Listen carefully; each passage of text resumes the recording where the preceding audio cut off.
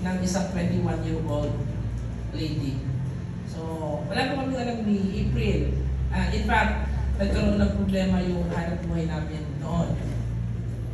All we have, utang, kasi di ba, sino din mo ng mga credit card? Di ba? Na hindi na bayaran. Lagi kong default.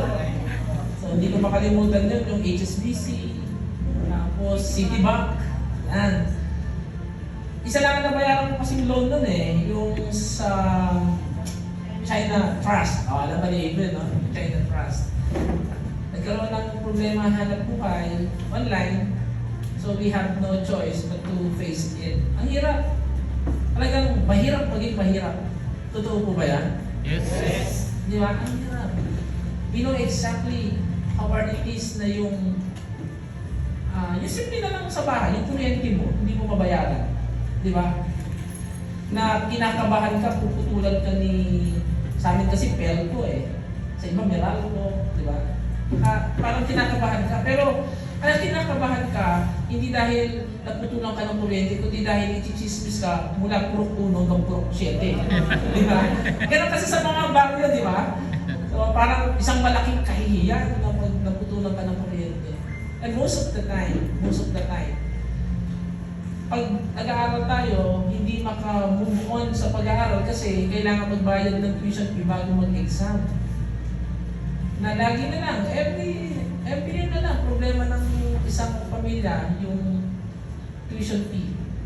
Minsan, pagbibigyan, magpo-promissory note ka, pero hindi ka makaka-enroll next year or hindi mo makukuha yung transcript record. Yan ang mukha ng kahirapan. Nung nasa palengke kami, people are so tough. Sa palengke doon mo makikita talaga na yung mga tao na naghihirap, nag-aaway. For one customer, talagang, parang doon mo makikita yung rat race talaga. Isang kahit, isang tuka. And that is something that really inspired me mula nung bata. Lagi kong tinatanong, paano ba maging mayaman? Ano ba pagkakaiba ng mayaman sa mahirap? Bakit kami, masipag naman kami? Masipag naman po kami. Itinda nga kami sa palengke. Pinaka-paborito kong tinda, ice candy. Pinaka-ayaw kong itinda, isda. Kasi nauso nun, yung tilapia, pag ititinda mo, kakaliskisan mo pa, masakalisin mo yung asa. Hirap na hirap ako, kaya pag ginawa ko yun, massacred yung parang ayaw mong bilhin. Tilapia ko kasi yun ang labanan sa palengke. Pare-pareho na kayo may isda. Pero kung magaling ka magkaliskis, saka magalis ng bituka, saka asa, sa'yo bibili. Sabi ko, wala na bang mas magandang opportunity kesa dito? So in short, sabi ko, I have to start it in the academy. Dapat ako yung magaling sa school pa lang. Kaya na, kahit hindi mo magaling sa school, wala ko rin baon Parang, ano lang ako, natitrigger lang ako. So, pinalad lang noong 2012, yun nga, na-introduce ang real estate sa amin. Wala akong nagkaalam-alam. I even told my wife na si Miss April, my beautiful wife.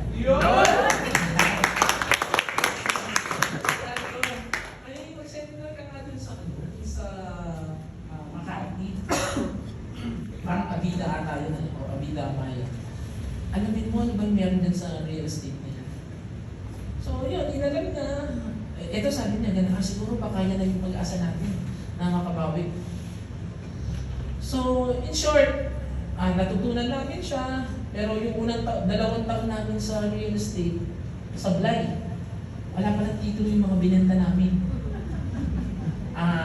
Kasi from Amaya, Abida, hindi ginawa akong lead generator ba tawag doon? Nagkukuha ako ng mga clients online, pinapasa ko, hindi naman ako close. So in short, nilipat kami ng Moscow, nilipat kami sa ibang developer, tapos napunta kami doon sa isang project somewhere in Pampanga. Wala naman na nagsi-ipon in her first year, kaya lang 95-97% nag-back out kasi nga walang titulo. Sabi ko, ang hirap naman.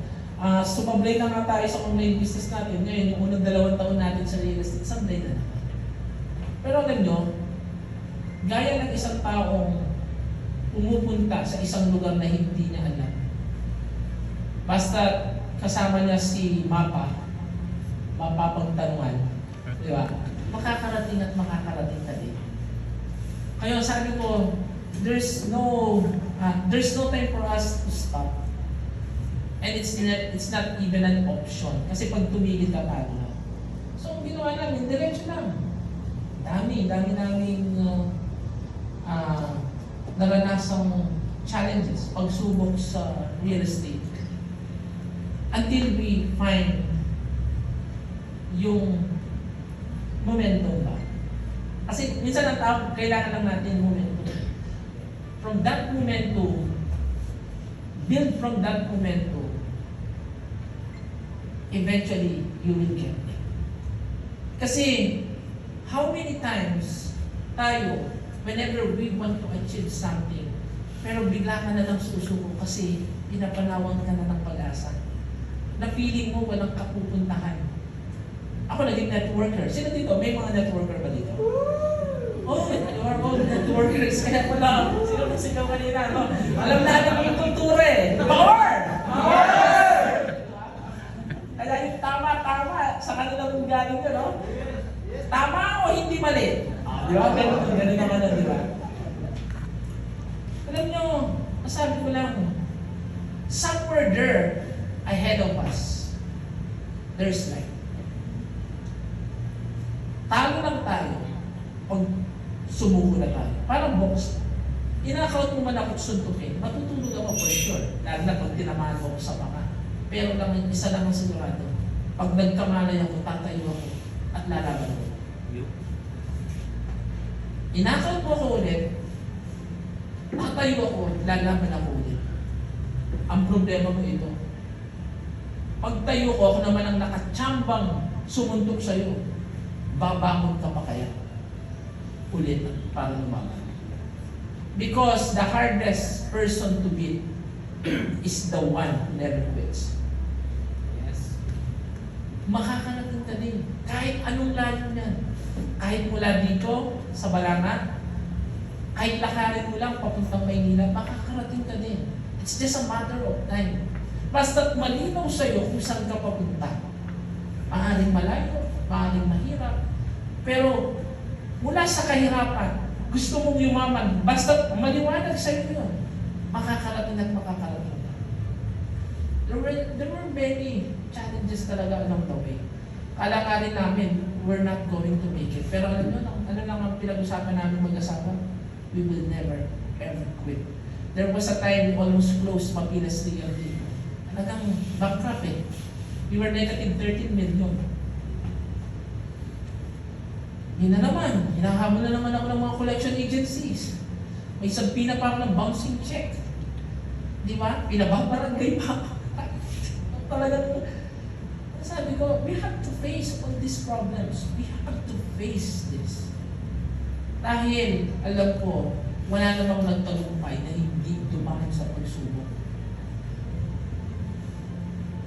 Lagi mo lang tatanda, yung iniisip mong mabigat, hindi pa yun ang mabigat. Meron pang mas mabigat. Pero para manalo ka, huwag ka lang titigil.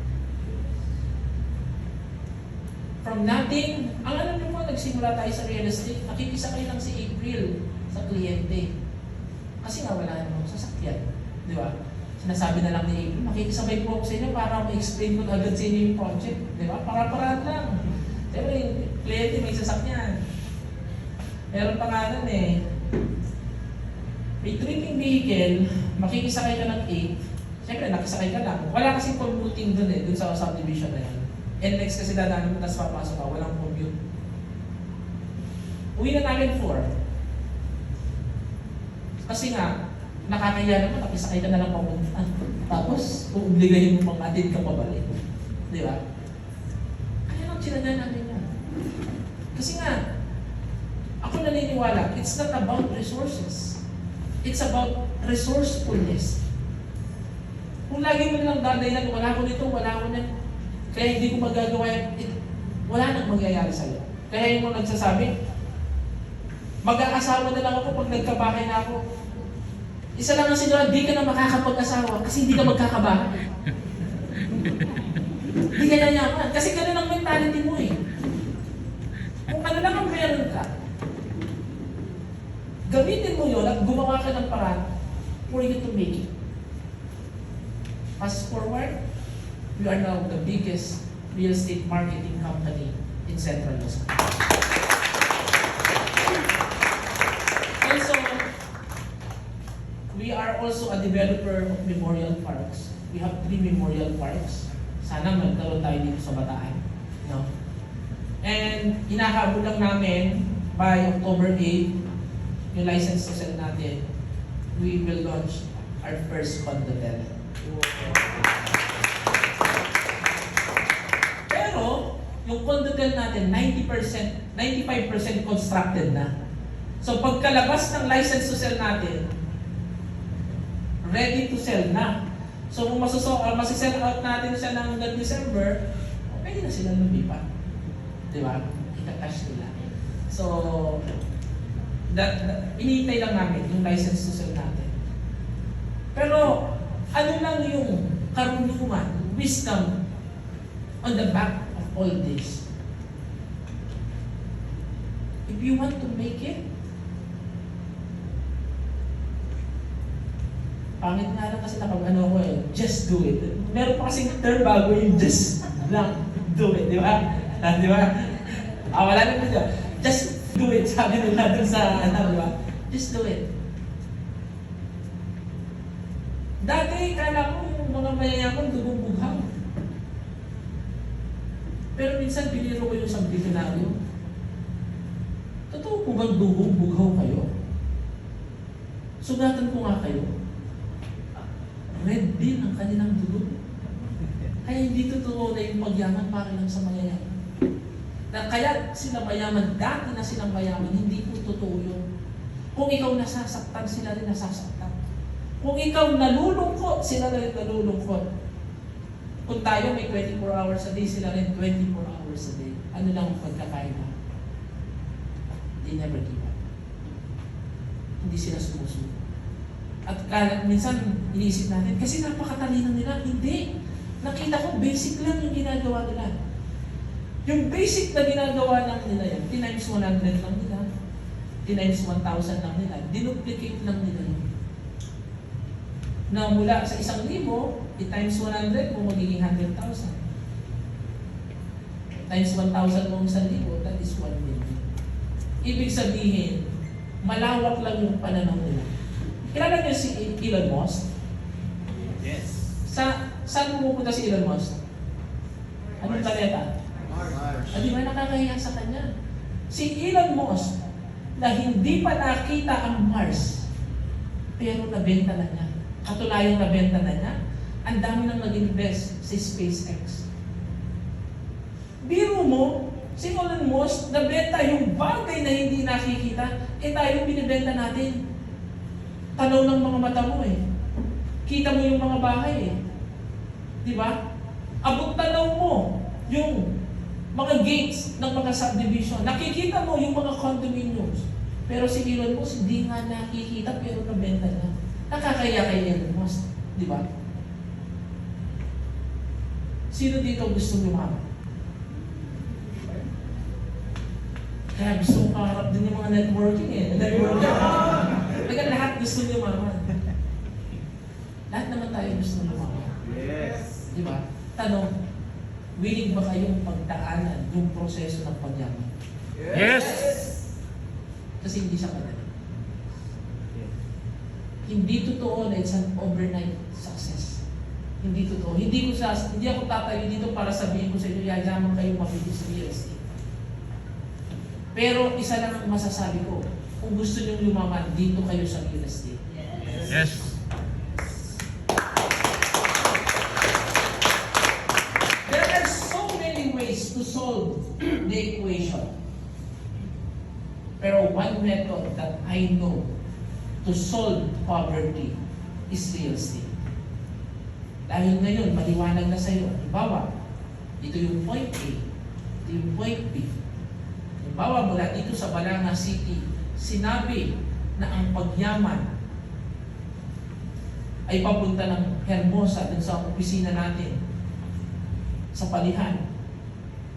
Maliwanag, paglabas mo dito sa highway, kakanan o kakaliwa? Kakaliwa. Ano lang ang ibig ko sabihin? Dapat maliwanag lang sa iyo. Sinabi na nga ang pagyaman papunta ng Hermosa. Paglabas mo dito, kumanan ka papuntang Maribeles. Ano mangyayari sa iyo? Because the fastest way to go from point A to point B is a straight line. Pag maliwanag sa iyo yung linya, kahit mataog ka, saan naman siguro babalik ka sa linya eh. Pero pag hindi maliwanag sa iyo yung linya, kung saan ka pupunta. May maraming opportunity, dito na naman ako. Meron na naman nagsabi sa iyo, dito tayo. May nagsabi naman, mag-online selling tayo. May nagsabi naman, dropshipping tayo. May nagsabi, ganito. Totoo naman na maraming paraan.